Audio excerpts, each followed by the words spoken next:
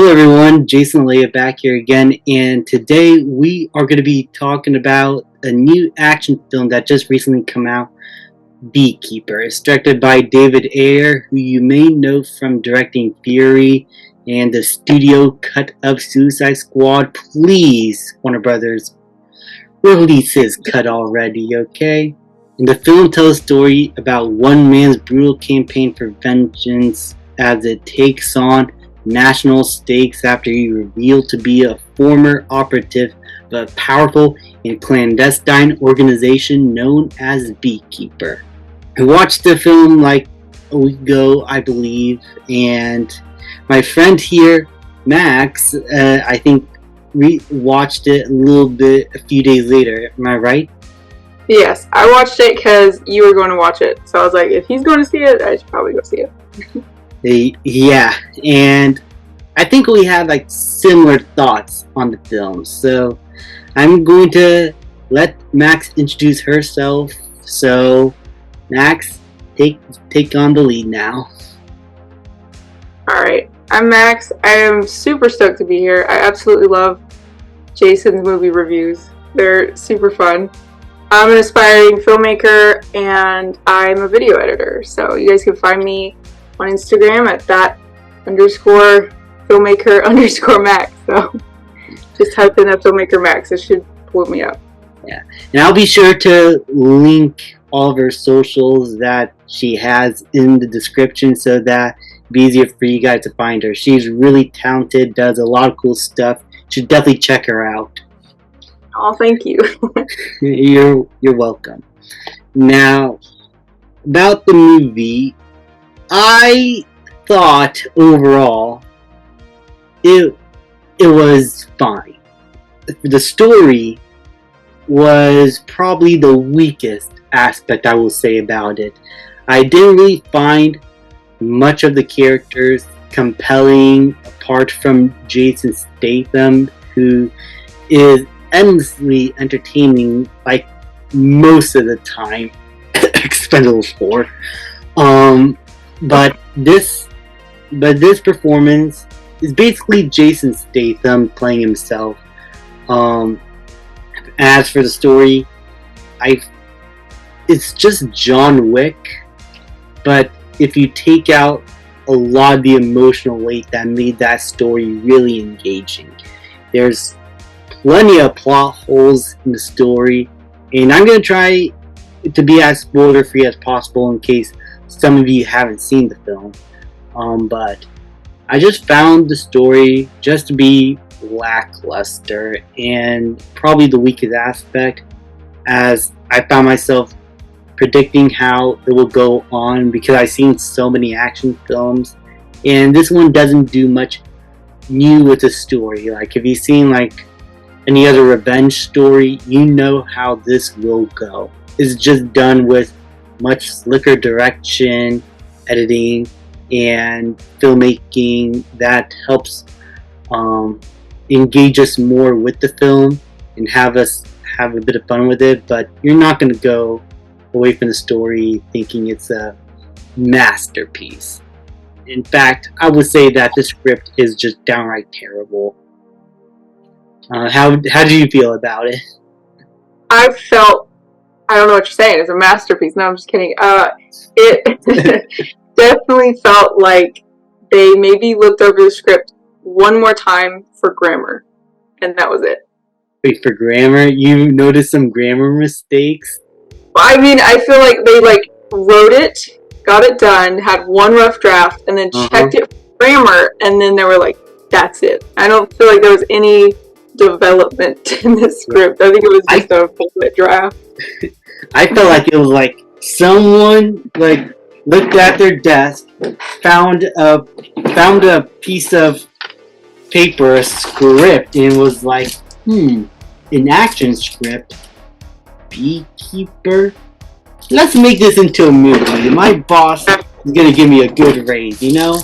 It was collecting dust, it was rejected a long time ago, and now because not a lot of talent is going on, now they just thought, we could use this script. And somehow they made the smart decision to hire David Ayer, who I think is a really good director when he is given free range. If you've seen Fury or End of Watch, I think he is a really talented filmmaker and writer. Training Day and the first Fast and Furious proved that very well. And I think, in a way, despite this being a bad script, this was a return to form for him as a filmmaker, because he's done a movie called The Tax Collector, which nobody watched. I haven't seen myself. Bright and Suicide Squad are guilty pleasures for me, but they are terrible movies, and I can admit that. I do plan to talk about Suicide Squad one of these days. Do like a big review as to why I think that film is just bonkers. But this was a return to form for him, and his directing style just shined throughout. I felt like he did a good job with the action sequences. Felt like the way he visualized the film, how all the sets looked, and how he wanted it to all be like. I think he did a really good job. As with most action films, they'll have like a gray color palette. This was colorful and made times vibrant and stylized, and I really liked that. It gave the film its own flavor. I agree with you on that. I did love the vibrancy of the saturation of especially like a yellow theme throughout for bees. Yeah. I agree with you on that.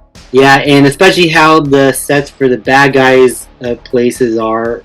That was really good. I like all the technology-based stuff that had going for it, since these people are like a bunch of hackers taking advantage of many of these hardworking people, and they're just sitting there with all this technology that no one's able to latch onto or have in their possession, and it just made them feel like they really are above everyone else. So story-wise, at least visual storytelling-wise, I think the movie did a good job at that.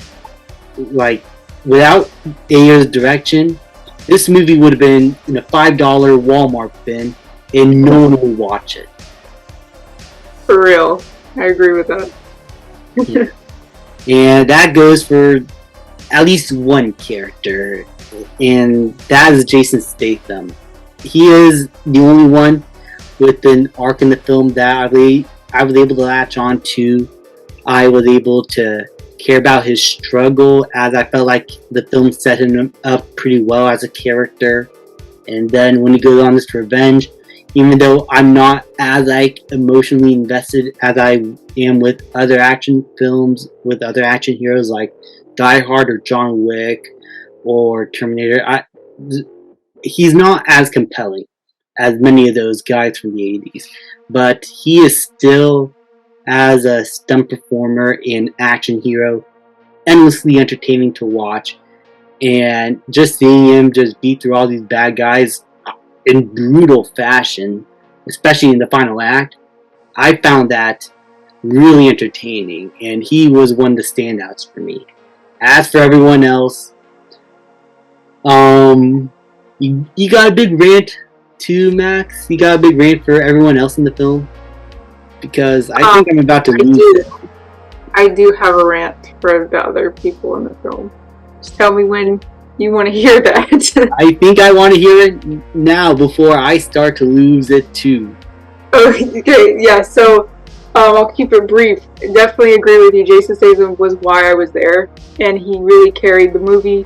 I feel like we should have seen more of him. Like, I feel like he got to his time was short.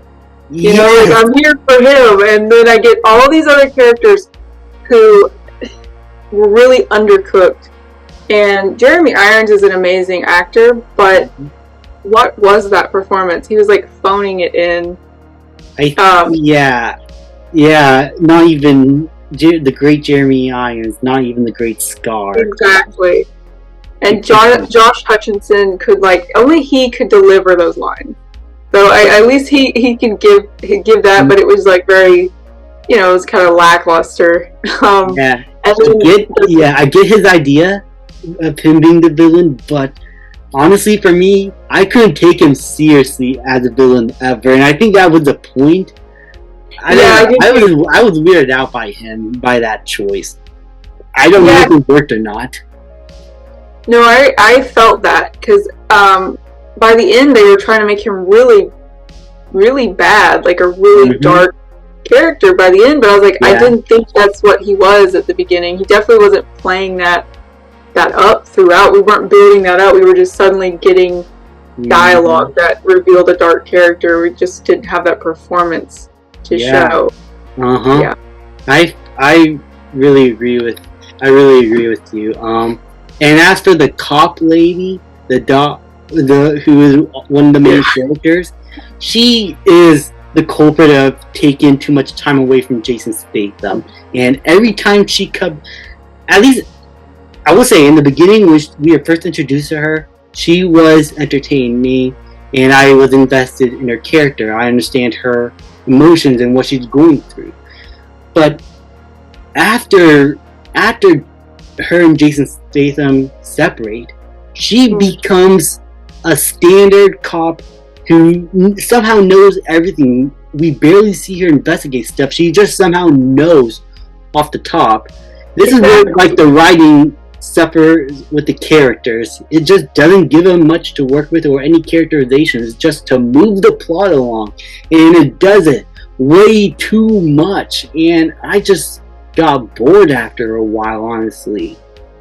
I will say the dialogue scenes, because there was a lot of just talking scenes, and I was simultaneously bored and surprised at the same time, because I had no idea where we started was where we're going to end up by the end of that scene, because it was just kind of like exposition spilled, and you're like, I didn't know that was going on.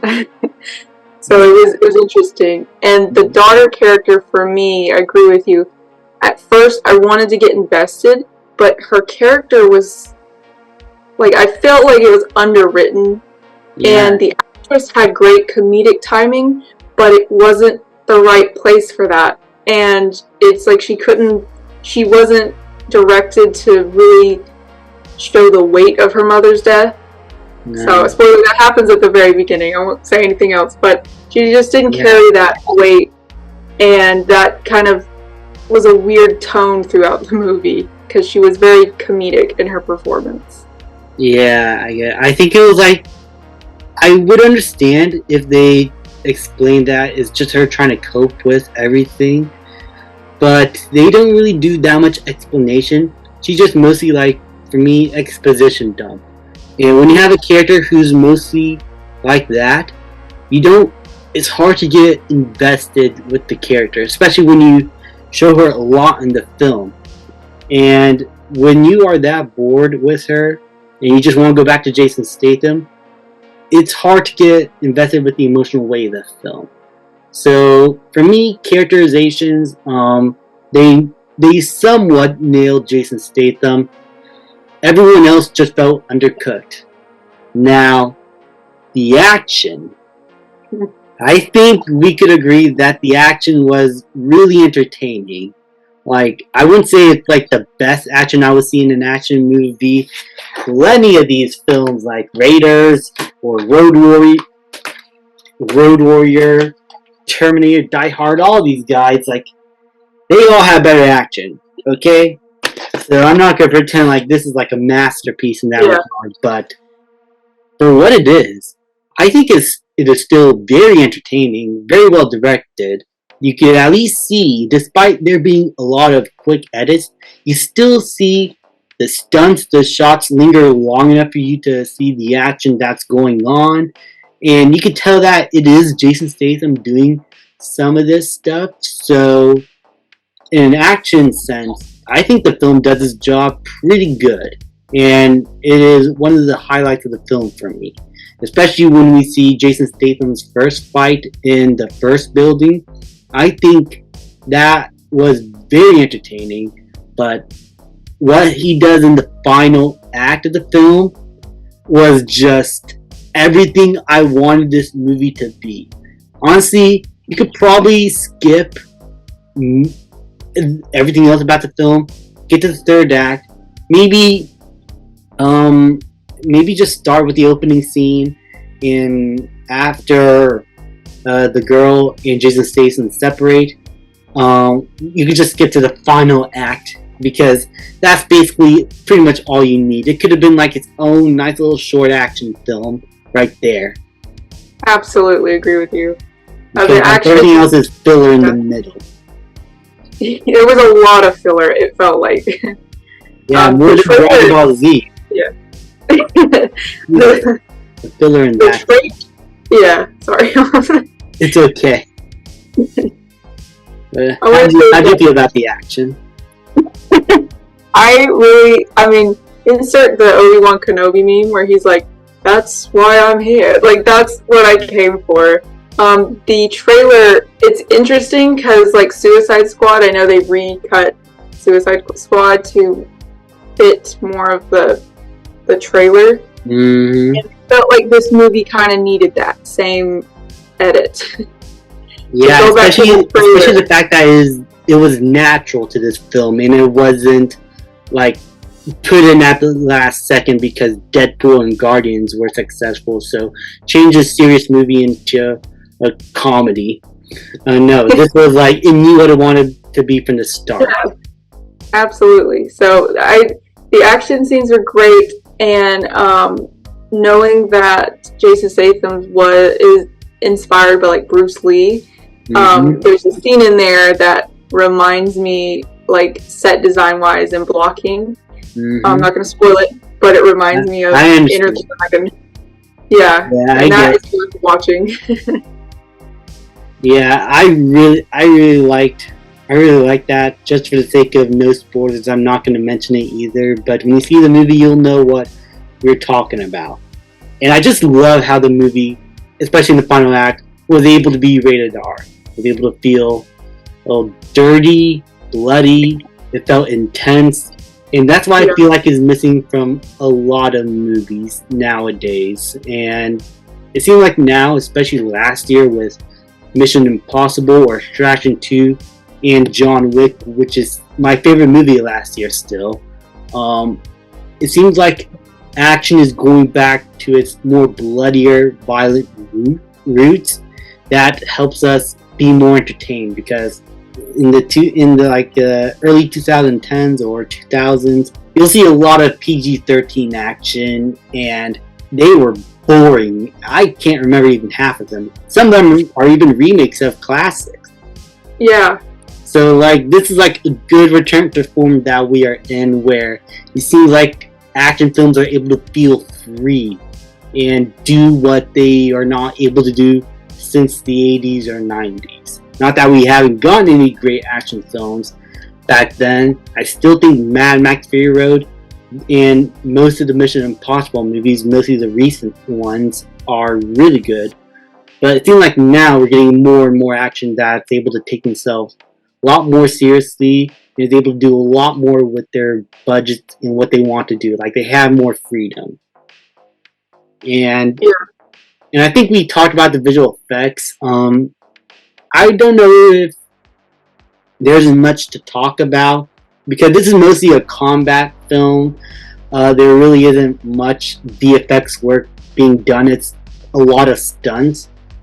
So I guess we could talk about the bad green screen at times, right? Yeah, for real. And it is. When it's there, it's there. At least the movie just knows when to have real sets, is what I'll say. There were moments that felt like there was like a really, like they had the budget, and then other moments that felt really rushed. I won't say when and where, but it definitely felt like some budget cuts started taking place at some point. Yeah. I think that's the problem with having like a low budget. You're able to have a little bit more freedom, and sometimes when you have a low budget, it forces you to do things outside the box that are very creative, but sometimes you could tell when a filmmaker is limited, and I think that was the case here. But it's never really that distracting or that big of a problem because there are a lot more real sets, it's a lot more real locations, but definitely some fire effects and some big bombastic action sequences that have a lot of explosions here and there. Definitely could have used a bit more refining if they had the time or the budget. Yeah, editing sound wise, I think it's good. I do think the sound design, especially for the gunfights, are really good. They are loud. You're able to hear every bullet coming out, hear every punch very well. It felt impactful. I think sound design wise and editing, it was pretty good. I wouldn't say it's a masterpiece. Again, the movie knows what it wants to be. It just wants to be fun. It's competent enough and entertaining enough and stylized enough for you to be engaged with the action. The sound design definitely elevated the action scenes. Like you were so engaged in the action scenes that I will say some of the editing that felt a little like there's some dead air in, and it could have been the blocking of the scenes, but again, the talking scenes felt like we had a lot of air in there. So when you had the action scenes that were so precise, you could really tell the difference in those scenes.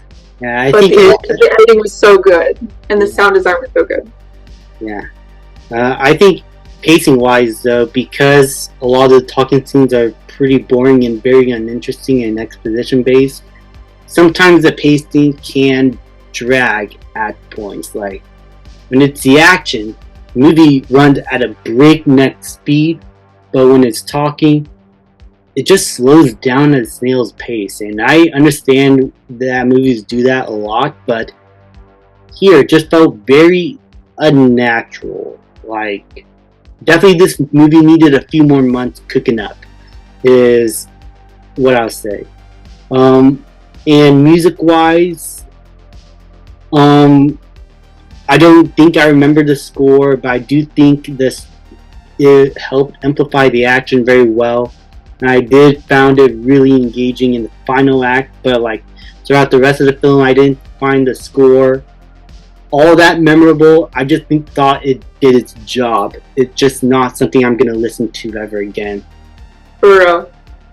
It did have some horror elements, and I think the sound might have, and the score kind of played into that a little bit more and amped it up, because he was scary. I mean, you could really play up how scary he is, because he's an unstoppable force. Yeah, so he does a good job showing that. Yeah, I kind of liked it. It was kind of different. We're not really getting as much from his, like, we know his point of view, we get where he's coming from, but we're seeing everyone else's point of view the whole time.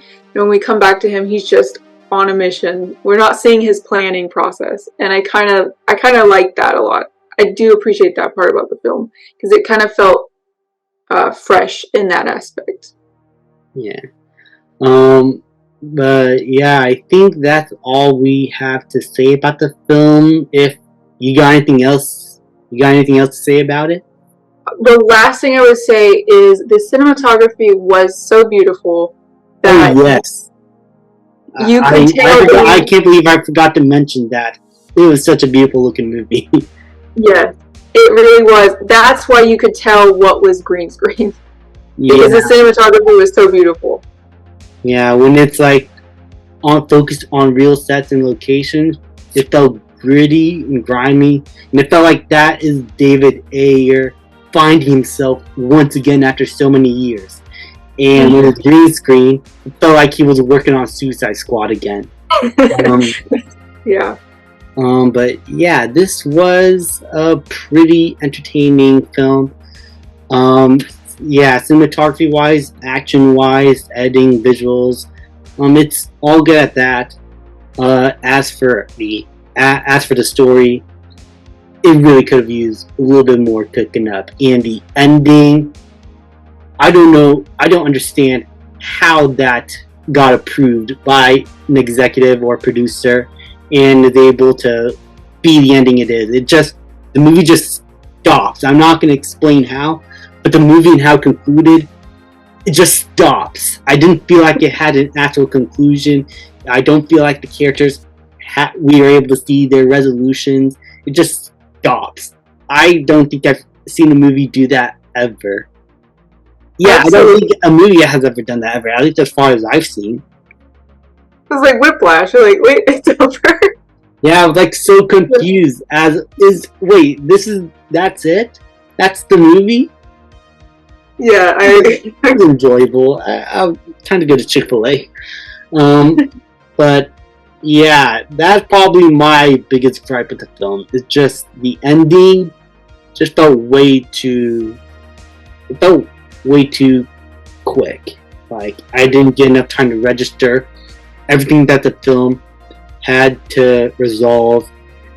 It just stops, and I feel like if it just spent a little bit more time with the characters in the aftermath, it would have been 10 times better. But other than that, I found the movie to be fine. It's a fun throwback action film to the 80s with a big action actor who's able to kick ass and everything.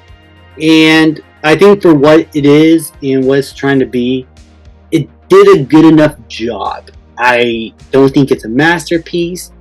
There's definitely some moments where I feel like it could have done better, but for what it is, I can say that I enjoy it. I just don't think I'm ever gonna watch this again unless I'm bored and I need to put something in the background for me.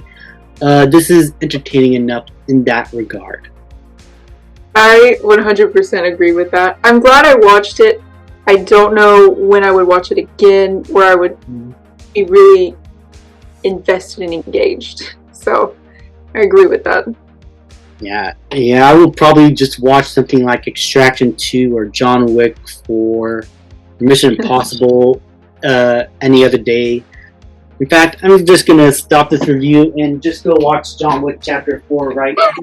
Thank you all so much for watching. Hope you all have a really good day. You can introduce yourself out. See ya. Really, go watch this film. Best of the year. I guess this turned into a John Wick 4 promo. But Beekeeper was pretty fun. I think if you like action, you should go see it, especially if you like Jason Statham. Absolutely go see it. And I had super fun time on Jason Olea's movie reviews. This was awesome. 2 hours later. He's seriously gone.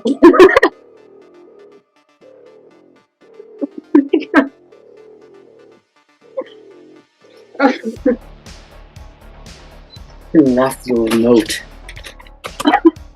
Fine, I guess I can stop the review myself. Anyway, guys, thank you so much for watching. I really enjoyed having you here, Max. It was so much fun talking about this movie with you, and I hope you all have a good day. I'm gonna give Beekeeper a.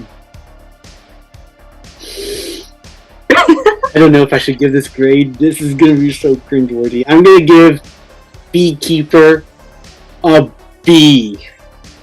Oh my god! and you almost hung up on me when I said it was a B flick. So, yeah.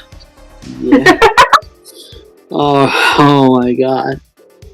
but yeah, that's my honest grade. What would you give it? I think it's getting a B minus. I agree with you on that one. Yeah, it's alright. If you want to spend a couple of hours with your friends, have a fun movie night, this is the perfect one to watch. If there's nothing great out there, I would recommend this one. Just keep in mind, it's no masterpiece. The story is shit, and most of the characters are unbearable. But Jason Statham just has your back, okay? So, in that regard, it's entertaining. Thank you guys so much for watching. Thank you, Max, for joining me here. I hope to do more stuff like this in the future, maybe for an older review or for new releases. This has been a whole lot of fun. I really enjoyed this. Me too. Thank you for having me. You're welcome. Hope you guys have a good day, and I'll catch you guys later, okay? See ya.